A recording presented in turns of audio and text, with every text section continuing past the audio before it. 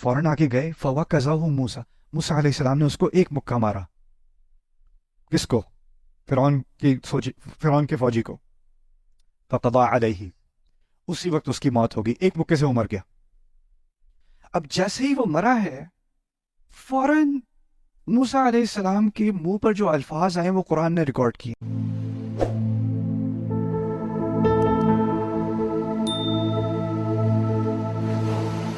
علم، اور علم بھی دیا. اور یہ بھی بہت اہم ہے سمجھنا، کیونکہ اس دور میں دنیا کی اعلیٰ ترین یونیورسٹی، دنیا کی اعلیٰ ترین سوسائٹی جس میں دنیا جہاں سے لوگ اپنے شہزادے، اپنے امیر، اپنے بچوں کو اعلیٰ تعلیم حاصل کرنے کے لیے بھیجتے تھے، وہ مصر تھا.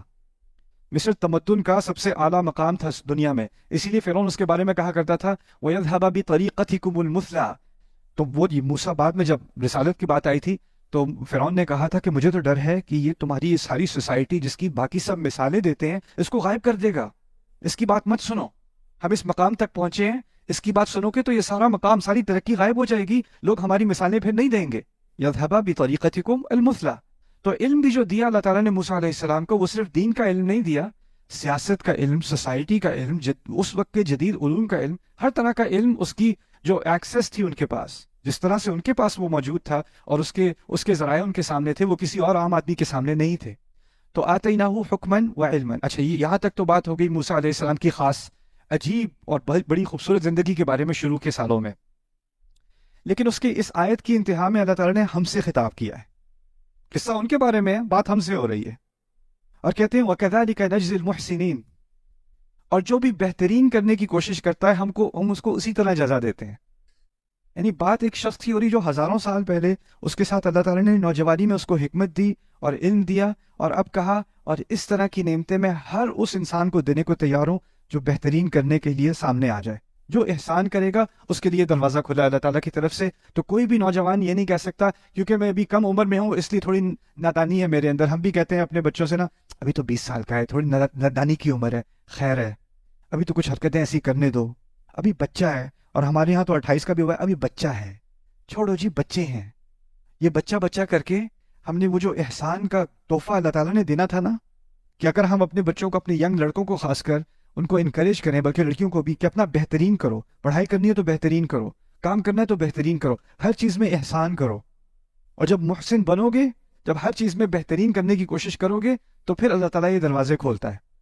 یہاں ایک اور سوال بھی پیدا ہوتا ہے، اور وہ یہ ہے کہ جب آپ کے پاس پیسہ ہو، محل ہو، اس سے بڑا محل کہاں ملے گا؟ فرعون کے محل سے بڑا محل کہاں ملے گا؟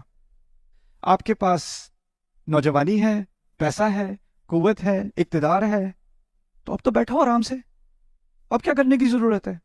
جس کے پاس یہ چیزیں نہیں ہوتی وہ اتنی کوششیں کر کے، محنت کر کے، تعلیم حاصل کر کے خواب دیکھتا ہے کہ ایک دن گھر ہوگا، گاڑی ہوگی، یہ چیزیں ہوں گی. وہ سب چیزیں تو ان کو نوجوانی میں ہی آ گئی. اب جب جس کے پاس ساری چیزیں ہوتی ہیں نا پہلے سے ہی، اس کے اندر موٹیویشن نہیں رہتی، میں کروں بھی تو کیوں کروں، مجھے کیا ضرورت ہے کرنے کی، کام محنت کرنے کی ضرورت تو باقی سب کو ہے، مجھے تو اب ضرورت نہیں رہی.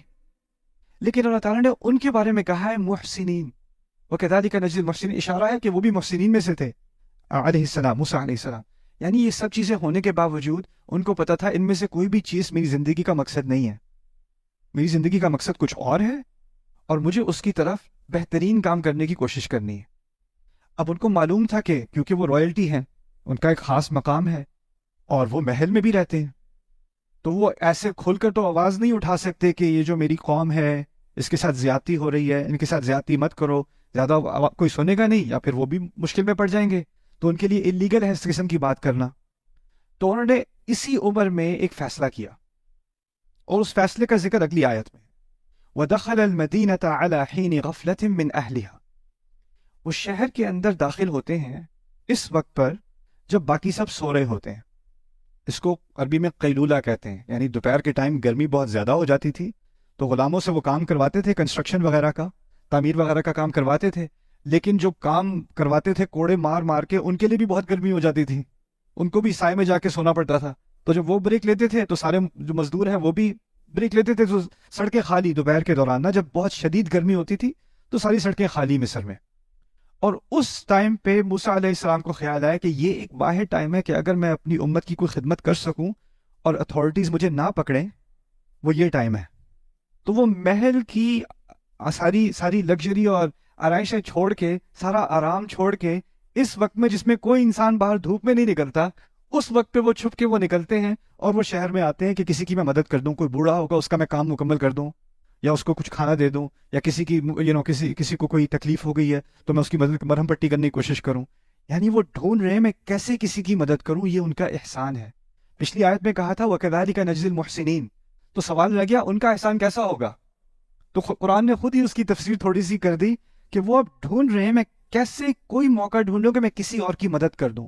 اور اس میں ہمارے لیے بھی اشارہ ہے. اگر اللہ تعالیٰ نے آپ کو نہیں دیا، آپ کے رزق میں کمی ہے، قدر علیہ رزقہ، اللہ کبھی کبھی کسی کے رزق میں کمی کرتا ہے تو اس کو مشکل آتی ہے، اس کو 3 جاب کرنی پڑتی ہیں، اور وہ سارا دن ساری رات محنت میں لگا رہتا ہے کہ ایک روٹی بھی آ جائے ٹیبل پر. لیکن کچھ لوگوں کے لیے اللہ تعالیٰ نے آسانی کی ہوتی ہے، ان کے لیے رزق کا دروازہ کھول دیا ہوتا ہے. اب ان کو کرائے کی فکر اتنی نہیں ہے، انکم کی اتنی فکر نہیں ہے، اور جب خوشحالی آ جاتی ہے تو تھوڑا سا فری ٹائم بھی آ جاتا ہے. اور جب فری ٹائم آتا ہے تو اس میں احسان کا اشارہ کیا ہے کہ میں سوچوں میں کس کی مدد کر سکتا ہوں، ابھی میں اس وقت کا استعمال کیسے کروں گا کسی کا کوئی بھلا ہو جائے. یہ ہے کذالک نجزی المحسنین. اور اگر میں یہ کروں گا تو مجھے کیا تحفہ، مجھے کیا ملے گا اس سے؟ مجھے کیا ملے گا؟ وہ پہلی آیت میں ہے، حکمن و علمن، وہ تحفے ہیں اللہ تعالیٰ کے، وہ ملیں گے مجھے حکمت ملے گی، میرے علم میں اضافہ ہوگا. اور حکمت کا پہلے ذکر کرنا اور علم کا بعد میں ذکر کرنا، اس کی ایک اور بڑی خوبصورت، اس کا ایک خوبصورت راز یہ بھی ہے کہ علم کسی کے پاس بہت زیادہ ہو اور حکمت نہ ہونا تو اس علم کا کوئی فائدہ نہیں ہوتا. تو اللہ تعالیٰ حکمت پہلے دے رہے ہیں، اور حکمت اخذ کرنے کے بعد اب آپ صرف اسی قسم کا علم حاصل کرو گے جس کا اصل میں ہی فائدہ ہوگا. اصل میں عربوں کے ہاتھوں حکمت کی جو تعریف ہے نا، وہ ہے العلم النافع والعمل به، ایسا علم جو فائدہ دے اور پھر اس پر عمل بھی کیا جائے. یعنی مفید علم کو حکمت کہتے ہیں اصل میں. لیکن آپ دیکھ رہے ہیں اب ہم انفارمیشن ایج میں ہیں، ہم اس دور میں رہ رہے ہیں جو علم کا دور ہے. آپ کسی بھی چیز کا علم حاصل کرنا چاہتے ہو، آپ انگلی سے ایک تھوڑے سے بٹن دباؤ اسکرین کے اوپر، اسکرین پہ ٹیپ کرو، سارا علم آپ کے سامنے آ جائے گا. کسی بھی چیز کے بارے میں کوئی بھی سوال آپ کے ذہن میں، سوال آپ کے پاس فوراً آ جائے گا. آپ کے اپنے دادا سے پوچھو، اپنے ابو سے پوچھو، ان سے پوچھو جب آپ کے ذہن میں کوئی سوال آتا تھا تو آپ اس کا جواب کیسے دیتے تھے، کہ یہ سڑک کیسے بنی، یہ بلڈنگ کتنی پرانی ہے. اب میں گوگل کروں یہ بلڈنگ کتنی پرانی ہے، اس کا آرکیٹیکٹ کون ہے. لیکن اس وقت وہ کسی لائبریری میں جائیں گے، نہیں یہ کتاب تو اس لائبریری میں نہیں، آپ کو فلانی لائبریری میں جانا پڑے گا اگر اس سوال کا جواب. علم کا راستہ اتنا مشکل ہوا کرتا تھا. تو علم کا راستہ جتنا کھلا آج ہے اتنا کبھی انسان کی تاریخ میں نہیں کھلا ہوگا. لیکن حکمت کا دروازہ اتنا ہی بند ہوتا چلا گیا ہے. کیوں؟ کیونکہ اب ہمارا سارا فری ٹائم فضول علم حاصل کرنے میں چلا گیا ہے. عام نوجوان کو کسی سپورٹس کے بارے میں، کسی ایکٹر کے بارے میں، کسی سنگر کے بارے میں، کسی یوٹیوبر کے بارے میں جتنی معلومات اس کے بارے میں ہے، جو مفید علم ہے اس کے بارے میں اس کو کچھ زیادہ نہیں معلوم.